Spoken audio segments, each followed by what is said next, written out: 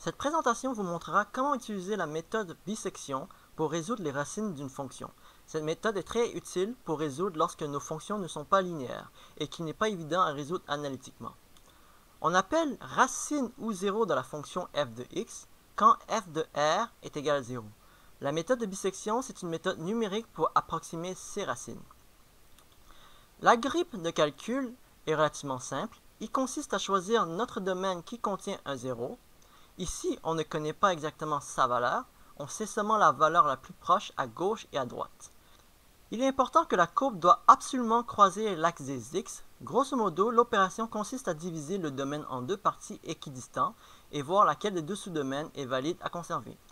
Nous savons que lorsque la fonction croise l'abscisse en x, il y a un changement de signe, donc on peut dire que le produit f de a fois f de b est plus petit que 0. C'est avec ce critère qui va choisir laquelle des sous-domaines conserver. Finalement, il suffit d'itérer jusqu'à la convergence.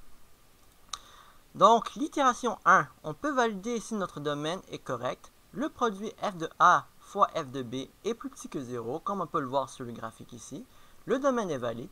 Le racine approximée sera xm, soit le point milieu entre a et b, défini par cette valeur-là, a plus b divisé par 2.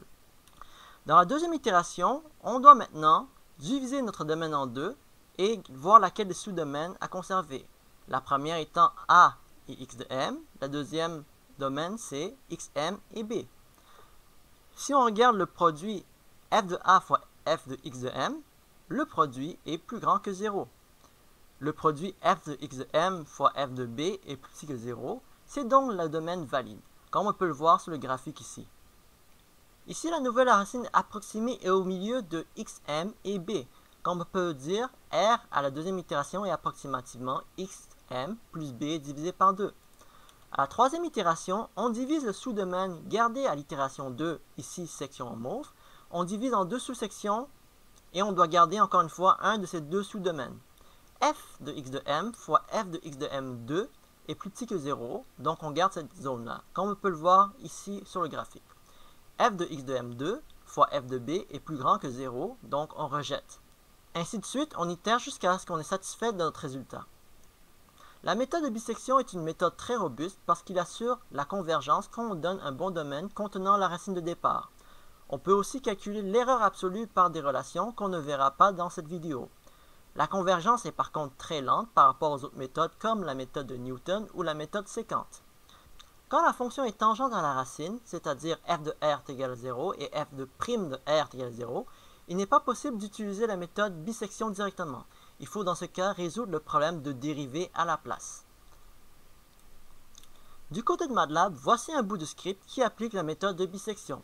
La déclaration de précision jusqu'à la fin de convergence, la validation de notre domaine à l'itération 1, la subdivision de notre sous-domaine en deux parties, et l'algorithme qui est responsable de garder laquelle de ces deux sous-domaines à conserver. Le tout est répété dans une boucle while jusqu'à la convergence désirée. Donc, comme exercice, on veut trouver la racine, par exemple, de la fonction f de x est égale à x à la cube moins x au carré moins 1. La fonction MATLAB fournie au départ est la suivante. Notez qu'il prend deux paramètres d'entrée. La première, f, reçoit une fonction et non une variable telle qu'une matrice ou un scalaire. V étant un vecteur 2 par 1 ou 1 par 2 de préférence. Qu'à contraire, si on donne un scalaire, il va reconvertir ce scalaire en domaine. Cette option, par contre, est moins flexible. La première étape avant tout est de tracer le graphique de la fonction pour avoir une idée où se situe notre racine. Comme on peut voir sur l'exemple sur ce graphique-là, il existe seulement une racine réelle et deux racines complexes. La méthode de bisection sera appliquée seulement une fois pour trouver la racine réelle. La prochaine étape consiste à déclarer le domaine qui va contenir la racine initiale. Ici, on choisit a est égal à 1 et b est égal à 2 de façon aléatoire. L'étape suivante consiste à déclarer la fonction f de x comme on peut le voir sur la diapositive ici. Important, le nom de la fonction doit être le même que le nom du fichier de fonction. Ici, notre fonction s'appelle f majuscule, le fichier MATLAB sera f majuscule.m. Il suffit maintenant d'appeler la fonction myf0 sous le format suivant. Il est important de noter qu'il faut absolument mettre un A commercial ou un arrobase devant la fonction f pour que MATLAB puisse reconnaître comme une fonction et non comme une matrice ou un scalaire.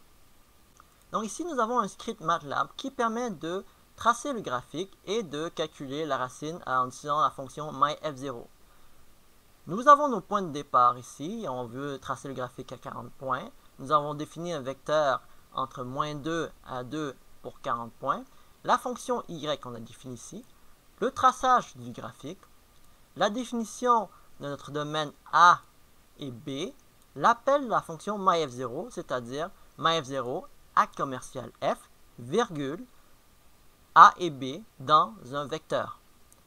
Donc, quand on roule le code, le résultat approximé de notre racine est finalement à 1.465. Voici comment utiliser la méthode de bisection pour estimer une racine.